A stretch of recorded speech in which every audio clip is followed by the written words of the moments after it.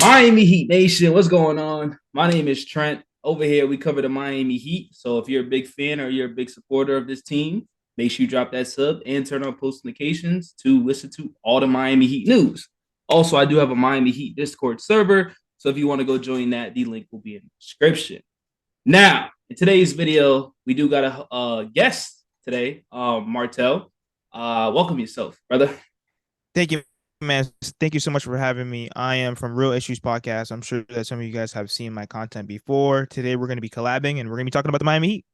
Definitely. So today's episode, we're most likely just gonna go over the Kevin Love and Cody Zeller additions, what they're gonna bring to the Miami, and then also we're just gonna talk about a little bit of the expectations and like how far do we see this team going with the new roster that we have.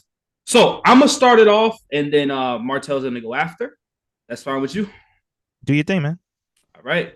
So currently, we all know the Miami Heat are 32 and 27. They're currently seventh in the Eastern Conference. The last 10 games, they're 5-5. And we ended going into All-Star break. We ended on a 2-game losing streak, which is super unfortunate because there's only 20 plus games left when we come back from break, and we can't be falling from seedings. We do not want to be in the plan because this team is just not good enough to be getting in the plan and then go to fight in the postseason for the first round. That is a big no-no. So when you look at the standings, we're a couple of games away from Brooklyn. I believe we're like 2 games away from Brooklyn, but we need to start winning games now. And I think this All-Star week gives us time for all our injuries. Jimmy Butler, I feel like he's still dealing with a little injuries. His knee, Tyler Hero, make sure Bam's all right. Hopefully Duncan's going to be straight. Make sure all of our players are fully healthy, and then add the new additions of Kevin Love.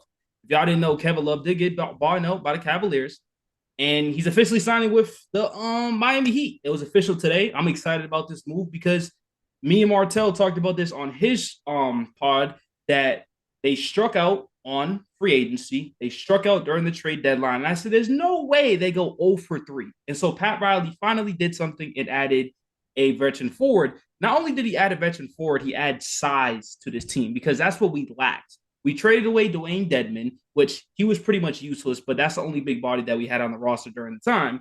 We have Orlando Robinson on a 2-way deal, and he got injured, and he's not the greatest, let's be honest. Yurt7's out with an injury. We don't know whenever he's going to come back. So we're really just relying on Bam, Max Strus, and all the Caleb Martin as our forwards. So, like, we're just super, super small. Kevin Love with the Cavaliers averaged about 8.5 points a game, 39% from the field, and 35% from the three-point line, and also 7 rebounds.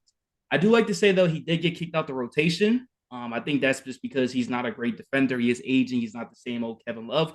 But on this team, I want to ask you this question, Martel. Is he coming off the bench, or is he going to be a starter for the Miami Heat?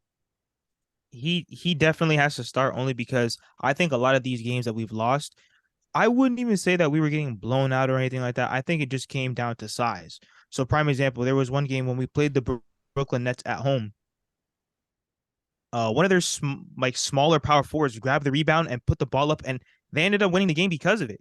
So second chance points, getting offensive rebounds, getting multiple chances to put the ball in the hoop. I think those are some of the biggest things that were hurting the Miami Heat down the stretch. I wouldn't even necessarily say that it was talent. It's just that when we're definitely playing bigger teams, we get bullied very easily. Like, I know Caleb Martin and the stats, they do look good when he is starting. However, I think that Caleb Martin should be put back to his role where all he has to focus on is being athletic, cutting, slashing, playing defense. And I think now that we'll be able to also put him on the bench, that will help cut down Jimmy Butler's minutes. Now you can at least cut down Jimmy Butler's minutes, and you're not worried about, him maybe playing 30 to 40 minutes plus. Now we have Kevin Love. He brings a great IQ to the game. I think that he's an underrated passer and he's an underrated playmaker. People forget that when he went to Cleveland, he kind of had to downsize his game because of LeBron and Kyrie. But even though he's a lot older, if people were really paying attention to him this offseason, he was in the gym with Chris Brickley, and I know that he was injured for some part of the season, but he sat out for like at least a month. And I know for a fact if the Miami Heat brought him in, he's good enough to play. And I think that just overall with his veteran leadership, championship experience, his IQ for the game, his floor spacing, and his size and his rebounding, this guy was averaging 20 and 10 in Minnesota before he came to the Cavs. And even when he was with the Cavs, he was still a great rebounder. So overall, I think that it definitely fills a lot of the holes that the Miami Heat have. Now Bam Adebayo doesn't have to guard 1 through 5. He's guarding guys on the perimeter. He's guarding guys like Jokic and Embiid every single night, getting pounded, taking that beating. So now Kevin Love, we have him because if Kevin Love sets a screen, there's no way that you could leave him by himself. I agree. I definitely agree. And so going into that, fact that you just say that is that Miami this year is a terrible 3-point shooting team. Let's be honest. We're just not a good 3-point shooting team at all. If we was how we played last year, this team will have a totally different record. But it is what it is. Kevin Love is going to add more shooting to the roster. And I think that is a big plus. Us being more better offensively because we're a great defensive team, personally, in my opinion, and even the stats show it. I believe we're like top 4, top 5 around there. On the offense end, that's where it gets a little stagnant. It's a little man because sometimes some nights we don't have Harold, some nights we don't got Jimmy. So we're relying on Gabe, Max Struess, and so it gets our offense is just all over the place. But if we just have a lineup that hopefully doesn't get injured, we have a consistent lineup for these next 20 plus games with Kevin Love being insert in that starting lineup. When Victor Oladipo comes back from his injury, our bench unit automatically improves. Not only you have Victor, now Caleb Martin's going to be playing his role because Caleb Martin, what was he last year? He was a bench player. I'm not saying I don't like Caleb Martin. I think he does a lot. You brought up a lot of good points, but I think he's just going to play perfect coming off the bench. Now we have more bench scoring. Let's not forget about the rookie. I'm not sure if he's is going to ever play during the postseason or near these next 20 games, but we still have him over there in Jovic. I don't know what's happening. You're at 7. But not only did we add Kevin Love, we added Cody Zeller. Now I know Cody Zeller is not a big signing and it's not a big name and stuff like that, but we don't need that at the moment. The Donovan Mitchells, the Kevin Durant's, the Kyrie Irvings, that dream scenario is over. That was not going to happen. So if Cody Zeller, the last time he did play was with the Portland Trail Blazers in 2021, he got 13 minutes a game, 5.2 points a game, 56% for the field, and 4.6 rebounds. Adding Cody Zeller just tells me that they just wanted more depth. So if any injuries occur or happen, anything like that. And also, if Cody Zeller just plays like a backup big like he did in Charlotte, where he was averaging 11 points a game and 7.1 rebounds, that means Bam Adebayo now gets more rest. More rest means he's going to be less tired in clutch moments. And I think that's going to help us out even more. So, Martel, tell us how you feel about the new additions of Cody Zeller. Do you believe he's going to be playing, or do you believe this was just one of those additions where if anybody gets injured, at least we have a big that can play? Well, I think it's a little bit of both. I think that I know that everybody wanted a scoring guard, and I get that, but then I'm hoping that Victor Oladipo is at least solid. That's why they pretty much held him out for what, almost a month. Kyle Lowry, he's missed a lot of time as well. So I think that's one of the reasons why they didn't. I think that they believe in the guards that they have and Tyler Hero and Max Strus and even Duncan Robinson, because one thing about the game of basketball is that eventually the ball will go in, hopefully, and I think that with them, trying to add Love and then now they actually have Zeller, I think, like you also said as well, Bam Adebayo doesn't have to be so gassed because when you look at the end of games, he is gassed. We didn't have a reliable backup center for majority of the season. I mean, Dwayne Dedman, he was Usually. setting moving screens after moving screens. He was he's doing sky hooks and shooting all these 3-pointers, which he's never done in his career. I don't understand why he was doing it with us. So now that we have Cody Zeller, which I was mentioning to you before, is that I think he's kind of like a younger Kelly Olynyk. He's 6'11", so he does bring that size. I think that he has a great IQ for the game as well. I think he's an underrated passer. There's a lot of people that don't really watch his game. And even though he's not a prolific scorer, he has a great touch around the rim. I think that he'll be able to take people off the dribble. So I'm very excited to see, how he fits in with his team. I think that maybe Omar Yurtseven's not going to be able to return as soon as we think. Because remember, this guy's a 7-footer and he had ankle surgery. So maybe if he plays a few games, it could swell up, it could get sore. So you have Cody Zeller for insurance. But overall, I'm definitely happy with the two bigs that we got because I think Bam Adebayo, he needed the help like drastically. He really did look gassed. Like he's playing these fourth quarter minutes against like Jokic, Embiid, Robert Williams, all these other bigs, and all these other teams have interchangeable bigs and we don't. Literally. So not only was Bam trying to play defense 1 through 5, he was trying to still score 25, 30 plus points to lead us to the victory because Jimmy Butler's posting through games and Tyler Hero was, dealing with injuries. That's what Mm-hmm. Bam has been dealing with pretty much all season. So just coming to the closing arguments, Martel, I just want to talk about what's our expectations for the next 20 plus games and how far do you see the Miami Heat going in the postseason? If you do believe they're going to be in the postseason, you may not, they may choke and miss the postseason this year. But just let us know your opinions on with the new additions, the new players, the rotations are going to be a little bit different, I think, with Spo, obviously our head coach with the new players. So let us know all that. Well, this team can go in so many directions only because, well, you have the front office. They always say that they don't want to tank, and clearly they didn't want to tank when they could have tanked this season. And then you also have Jimmy Butler. He's talking about championship this and championship that. And listen, I do believe that they want to win. However, our hands were tied with certain contracts and things like that. So to me, it really comes down to the roster in terms of what can Jimmy Bam, Kyle, and Tyler do going forward in terms of can they all stay healthy? Because we have roughly 23 games left. That we're gonna have to win at least 15 games at a minimum to turn this around. Because obviously you want to at least be in the 4 or 5 seed.